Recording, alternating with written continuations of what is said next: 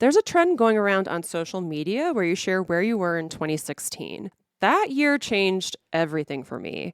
Not only did I launch Hazel and Lace Photography in 2016, but I also went through a major car accident. Photography became the one thing that brought me joy when everything else in my life was falling apart. Today's episode is about that season in my life and how building something you love can carry you through the really hard times. Welcome to Stoked, the podcast that helps adventure elopement photographers hit six figures and beyond in their businesses without hustling on social media. I'm your host, Megan McPhail, a former burnt-out emergency veterinarian that quit my hard-earned career to become an elopement photographer. Now I'm living a life I absolutely love, full of travel, adventure, and financial abundance, and I am hell-bent on helping you do the same. Are you ready to start booking out your calendar with dream couples in breathtaking locations and feeling genuinely stoked about your elopement photography business, life, and bank account? Then let's dive into this week's episode. Hey, it's your host, Megan McPhail. And your co-host, Todd Reedy. And today's episode is kind of following up with a social media trend that's been going on lately, which is where people are sharing what they were doing in 2016. And 2016 was a pretty pivotal year for me. So I wanted to share my story and kind of like the timeline of events, because 2016 was a year full of ups and downs. And one of the ups was the fact that that's when I rebranded Megan McPhail Photography into Hazel and Lace Photography, which is my elopement photography brand. And Todd and I did not know each other in 2016. No. And I was mainly working as an emergency veterinarian at a very busy hospital in Parker. I was living in Denver, and looking through my photos, I don't really have that many of myself. I was struggling a lot that year. And for several of the years before that, I didn't have much of a social life because I worked nights and weekends and holidays, and I was working a lot. And I was constantly burnt out and exhausted, and sometimes having to switch back and forth between night shifts and day shifts and commuting. And one of the only things that really brought me joy was photography. So that's when I rebranded my photography business to Hazel and Lace, because I really, at the time, was in love with the Rue de Seine lace wedding dresses, and I kind of wanted to have more of like a fine art feel to my photography and stuff like that. But I launched Hazel and Lace in August of 2016. So is that when you kind of shifted your focus to be an elopement photographer, like specifically? No, it was more about Colorado mountain weddings and elopements. So both of them, but not exclusively elopements. I was doing both. I was probably booking like 75% weddings and like 25% elopements at that point. And how many total events do you think did you book that year ish? In 2016, I mean, that was knowing that you were working a full-time vet job. Yeah. Well, I rebranded in August, so I can't remember. I feel like most of my bookings were for the following year. 2016 was really about doing styled shoots. I did styled shoots every month with whoever I could find. A lot of times it was technicians that I worked with at the hospital. I would like find a dress for them, and sometimes it would just be a girl in the mountains, and that was it. My bookings really took off in 2017. Gotcha. 2016 was when I was really focusing on building my portfolio. I actually went to a workshop in California, and I went to a workshop in Zion National Park. And then I did a lot of Colorado styled shoots on my own. But yeah, it was a lonely year. I was in a crappy marriage and I didn't really have any friends in Denver. So I'm pretty sure I traveled a few times to like visit my friends. So I went to Sedona for the first time with my friend Brunella, and I went to Florida to visit my friend Blythe. I think I managed to make it down to visit my family kind of like in between Thanksgiving and December. But 2016 was a life-changing year for me in like good ways and bad ways, because I launched Hazel and Lace. But then 2 weeks after that, when I was driving into work, around like 4 p.m. or so, a teenager ran a red light because he was texting and T-boned me in my brand new car which I thought I was being so responsible because I put a lot of money down on this car. And that turned out to be dumb because it got totaled in this accident. And then I basically lost all that money Ooh. that I put down on this car. So there was that. But more than that, I was seriously injured in this car accident. So the immediate results after this car accident was a brain injury. I hit my head pretty hard on the side window and I got T-boned. So I couldn't work for a while because I was concussed and I literally couldn't put two thoughts together. And being an emergency vet, I had to be able to work under pressure and do diagnostics. And I just couldn't. I think it took me like 2 weeks before I was able to work again in like any capacity. And even when I did go back to work, I was very light sensitive. Looking at screens was difficult. It was really challenging for me to do anything. Like, even if a dog just came in with diarrhea, I was like, I don't know what to do. My brain just like, I could not put thoughts together. So that was difficult. But what I didn't know was that I had herniated a disc in my back. And it just progressively got worse and worse and worse over time, to the point where I could not bend over. I could not put my shoes on. I couldn't get dressed by myself. I could barely walk some days. And I really struggled at work. I went to the ER frequently because of how bad my pain was. I was on lots of pain medications just to get through the day. I was going to physical therapy a lot. And then finally, I was able to have surgery kind of at the end of 2017. So I was suffering from this for a long time and missing a lot of work again and building my business through all of this, through being concussed and dealing with insane amounts of nerve pain. And then when I did finally get spinal surgery, I couldn't go back to work for, I think, 3 months. So not only did I rack up a ton of medical debt, like in the tens of thousands, but then I also wasn't working. And I didn't really have a support system. I was kind of alone in Denver, again, in a bad marriage. So the only thing that kind of like brought me joy was photography. And I don't know how I managed to do it. I mean, I was literally on every pain med you could possibly imagine in order to be able to drive out to the mountains and do the things that brought me joy. And honestly, the only time that I wasn't really in pain was when I was photographing weddings and elopements and stuff like that. Like the adrenaline surge, like just made everything okay, but then I'd be paying for it afterwards. So I was trying to juggle all these things, building my business, building my portfolio, actually getting booked, doing these things. I had to hire a second shooter that could basically be primary if needed. Thank God I never ended up having to use her in that way, but I trusted her so much that if something were to happen to me during a wedding day, like I couldn't walk very well or something, or my pain got so bad, or I had a migraine or something, then she'd be there as backup. But luckily that it never came to that. But like, I still suffer from the effects of this car accident to this day. And I wanted to share that story because I've never really shared it before. And, you know, I think people see successful photographers and they think like, oh, they had it easy, or they lucked out, or they had money to spend, or like whatever you say. But I know my own story and the stories of so many other photographers. And a lot of us have had to like fight tooth and nail to become these success stories. Yeah, that was like 10 years ago. Mm-hmm. So like, I'm trying to like put myself in the listener's shoes, people that are like in the early stages of building of their businesses. Because we hear a lot of these kind of the same or similar struggles of like working a 9 to 5 and trying to build your business, Mm-hmm. or raising kids and trying to build your business, all these different things. So Being it's like in debt, having bills to pay. Yeah, you know. kind of paycheck by paycheck, retainer to retainer. Mm-hmm. Yeah, that's like a very real world that a lot of our listeners and a lot of our students like deal with. But it was something that you dealt with like 10 years ago.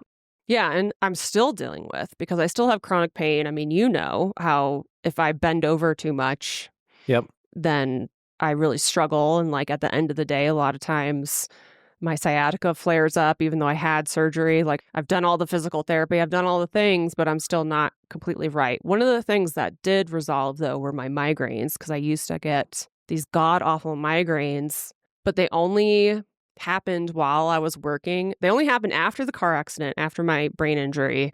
But once I quit veterinary medicine, I haven't really had them since then. Not the way I used to, where it was like literally I'd end up in the ER. I went to the ER so many times over the course of a couple years for like my back issues and my migraine brain issues. Like I've had so many MRIs. It's crazy. And then, after my spinal surgery, so when I finally got this disc herniation removed, and the doctor was like, oh, yeah, this was totally caused by your car accident, all that stuff, because I think I have hypermobility issues as well. However, they positioned me during that surgery really messed up my neck. And then I had these ongoing like nerve issues in both of my arms for a long time that I had to go to physical therapy for that. So I just share these things because I want people to know like it's not easy. Life throws so many curveballs when you're building your business. But because I kept going, because photography was the thing that made my life better during some of the darkest times, that's why I'm so dead set on helping other people become elopement photographers. Because it like literally saved my life. You know, like I was in a horrible marriage. I was dealing with all of these medical and financial issues and emotional and mental issues, to be honest. The darkest time of my life, I had no friends because I had worked all the time. I did eventually make a lot of photographer friends who I'm still friends with to this day, who again, like they probably don't know how pivotal they were, but they helped me get through a lot. Like photography just helped me get through the worst parts of my life. And now it's the best part of my life. And it always kind of has been. But now that my life doesn't have to involve this other career, life is good. And even though I still have pain issues and all that kind of stuff, the fact that I'm self-employed and, you know, I'm able to have a social life, I'm able to travel, I'm able to be with my family, I'm able to give back to the community, it's just so much better and more manageable. Whereas I feel like if I had continued working as a veterinarian, I'd still just be so miserable. Whereas now I have set my life up to support my issues. Okay. You know, like I could build my business around my quirks, you know, Yeah. and to support those things instead of me just having to like I can't imagine where I would be physically right now if I had stayed a vet that whole time. And I should mention that, you know, 2017 was a big year of building my business despite going through all these physical and financial hardships. But then 2018, I was able to quit my job as a veterinarian. And that didn't come easy. That was terrifying. And I had to make a lot of kind of financial sacrifices in order to make that work. Like I sold a car. And then in 2019 comes the fun part because I had dreamt of being able to travel full time in a van or an RV or something like that and like travel from elopement to elopement. And I made that happen in 2019. I lived in a camper. It was a 1999 Skyline Nomad. And I traveled all over Colorado, New Mexico, Arizona, Utah, Wyoming, California in my camper. And I was able to live in that camper and kind of realize my dream despite having to work through all this bullshit. I don't think that I realized that it was such a long process, actually. Some reason in my head, I think that maybe I was envisioning like it was like a couple of years in that like building, quitting, thriving, if you will. But yeah, it seems like it's much longer than that. I don't know, maybe like as humans, maybe we like see these like really quick, like overnight successes and we like envision ourselves in those scenarios. And maybe we project that onto other people's success too, even though like your story, right, was a 10-year saga. And we just like envision us like, oh, I'm going to do that. And then it's going to happen like overnight. Yeah. And we see that a lot in like, I don't know, like musicians or actors or, I mean, I don't know, all these celebrities, right, that seemingly come to fame very quickly. But oftentimes that's not the case. Yeah, because I started photographing weddings in 2014. Yeah, and it wasn't until October of 2018 that I finally called it quits. And I think I kind of went part-time before that. Now it's all getting fuzzy because like it used to be just like a couple years ago, you know, and now it's like, oh my gosh, it was like 7 years ago or something. Yeah, it was October 2018 that I called it quits. And then November 2018 was when I bought my camper. And then I sold all of my belongings and moved out of my apartment in like February 2019 and hit the road full time. But I remember I have this Instagram post from 2017. I'm throwing so many dates out. How I was like, oh, it would be so cool to like travel full time in a camper. And that was when like van life had just started to really become a thing. And I just thought it was like so cool. And the fact that I actually made it happen within probably a year and a half, that's pretty impressive, right? Yeah. So like through a certain lens, it took a long time, right? But then when you like zoom in, you were able to succeed in like your like short-term goal like pretty quickly, right? Yeah. And maybe that's like the takeaway of this episode as like it's all playing out is things take a long time, but then we also have these like big milestones that come within those long periods of time, right? That are celebratable. Is that a word? I don't know, like celebratory. Celebratory, yeah. Or like big, like that was probably a big accomplishment, right? Like actually writing that resignation letter or like telling your boss, F you, I'm out of here. Yeah. Like that was like probably a line in the sand and like there's probably been multiple since then. But then if you like look at the whole picture, it's like a saga of your life. And so trying to think about, again, put myself in like the listener's shoes or like people that are like on the early edges of building their businesses, it can probably seem like, oh God, like right now I'm like definitely retainer to retainer. It sucks. I'm working so hard and it's not working out, but like it'll get there. In 10 years from now, like what's the story you're going to tell? What were your car accident moments 10 years ago or whatever that may be? Well, and I just got off a group coaching call with my mastermind members. And I was kind of, because I've been reminiscing back to 2016, and people are always like, they always think they're behind and they always think they're not working fast enough. And I was like, thinking back, I can't remember how long it took me to get my website done. I can't remember if I was working every day or if weeks went by. I'm sure there were weeks that went by where I got nothing done. I can only imagine because I was so painful and working this vet job that drained everything from me, So yeah, like in the future, when you're kicking ass and you haven't gone back to a 9 to 5 in forever, you're not going to remember these 2 weeks that you're feeling horrible about because you didn't get anything done. Everything kind of happens on its own timeline, and we want to be an overnight success, but there's work to be done, and it's worth it. Yeah. No matter what time it takes. It could be quick, super quick, or it could take a while, But yeah, 2019, I ended up being really successful. And I'm just doing this all on my own. Like, I don't have a roadmap, Like, I'm just figuring shit out, throwing spaghetti at the wall to see what sticks. And then in 2019, I mean, that's when I got divorced. And that was even a rough year, even though I was like living on the road and realizing that dream and traveling from elopement to elopement. It was still hard. There wasn't Starlink back then. Like, I had a really hard time getting Wi-Fi. I was always driving into town to go to libraries. Living on the road was stressful, but there are a lot of high points of that too. But then 2020 is when we met. Yeah. 2020, we met right before I got divorced, and I decided to kind of restart things by moving into a studio apartment in Albuquerque. And I'm like 35, 36 at this time. I'm 36. And when I launched Hazel and Lace, I was 31. So this whole time I'm thinking I'm too old for all of this shit, And when I moved to Albuquerque and I got on some dating apps, I'm like, who's going to want to date a 36-year-old who doesn't own anything?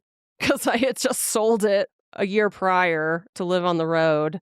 People are going to think I'm crazy. I'm an ex-veterinarian photographer. Like, how is this going to work out for me? And then me and Todd met. Enter this guy. Yeah.